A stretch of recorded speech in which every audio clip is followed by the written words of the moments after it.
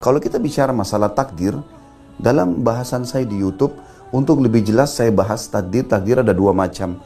Ada yang mutlak, ada yang ikhtiar. Mutlak itu sesuatu yang kita tidak punya campur tangan.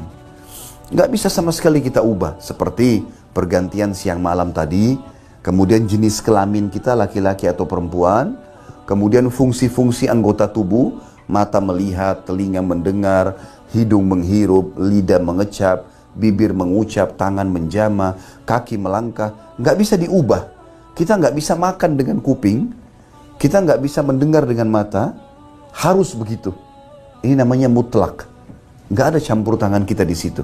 Termasuk dalamnya hidup dan mati. Ada takdir ikhtiar. Apa itu ikhtiar? Berhubungan dengan af'al ibad, perilaku sehari-hari. Memilih makan, seperti Bapak Ibu hadir sini pilih baju putih sama baju hitam.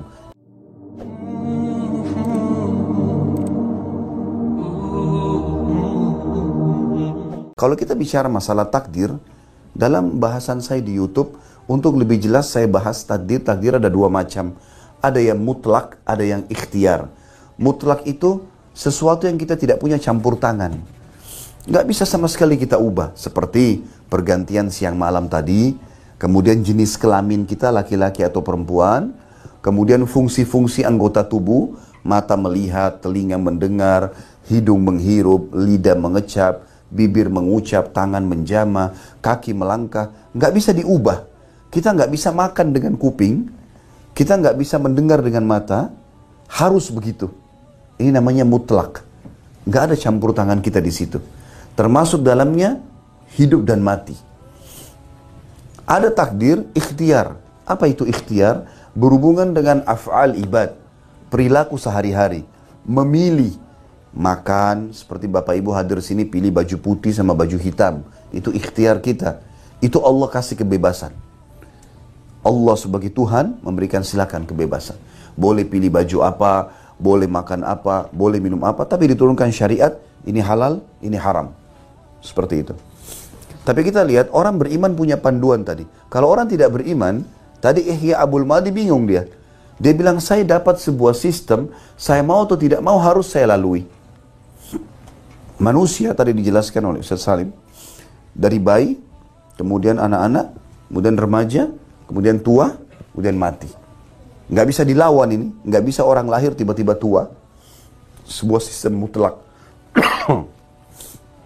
Di sini teman-teman sekalian dia bilang, lastu adri. Saya benar-benar bingung, Atawilun hayati am qasir. Dia kebetulan sudah diranjang kematian, dia bilang, apakah hidup saya masih lama atau saya juga akan meninggal dunia? Lalu dia bilang, saya langsung terjemahkan saja, kalau seandainya saya mati, apa setelah kematian itu? Adakah kehidupan?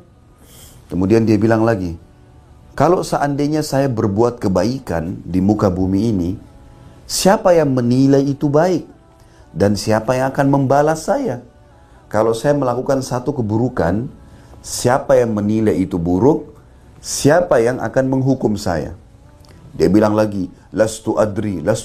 Saya benar-benar tidak tahu, saya benar-benar bingung. Terakhir sebelum dia hembuskan nafas terakhirnya, dia mengatakan, am lihada lugzun hallun amla. Apakah teka-teki ini ada yang punya jawaban atau tidak? Lalu dia meninggal dalam kondisi dia tidak tahu dari mana asal muasalnya, apa tujuan hidupnya, dan seterusnya. Dari kisah Ihya Abul Madi kita bisa tarik ke ayat tadi. Orang yang tidak mengikuti sistem yang sudah ada, dia tidak akan punya panduan hidup. Orang yang beriman kepada Allah, maka dia akan punya panduan hidup. Karena makna sembah tadi tunduk. Seperti ibu-ibu yang pakai jilbab misalnya. Atau pakai tutup kepala, kerudung. Kenapa pakai kerudung? Ya karena Allah perintahkan. Gitu ya. Kita punya panduan hidup. Saya yakin ada Tuhan saya, Allah perintahkan saya melakukannya. Dan setiap perintah digantungkan fadilah, janji positif. Sholat dapat ini, puasa dapat ini, haji dapat ini, zakat dapat ini. Semua larangan, ancaman, semua larangan ada ancaman. Riba, hukumannya ini, zina, hukumannya ini, durhaka sama orang tua, hukumannya ini. Jadi orang yang menyembah Allah, dia tahu ada Tuhannya, dia punya panduan hidup. Mana boleh, mana nggak boleh. Mana halal, mana nggak halal. Orang yang tidak mengikuti ini, tidak punya panduan hidup. Dia nggak tahu harus buat apa. Makanya orang-orang ateis, mereka dari mabuk ke mabuk, dari mabuk ke mabuk, dari zina ke zina. Mereka tidak punya panduan hidup. Bahkan akhirnya setelah mereka kaya raya pun, hidupnya ditutup dengan bunuh diri misalnya. Mereka sengaja membunuh diri, sengaja loncat dari sebuah building yang tinggi, karena mereka tidak punya tujuan hidup. Ini kurang lebih gambaran saya sederhana tentang masalah apa yang dimaksud dengan firman Allah tadi.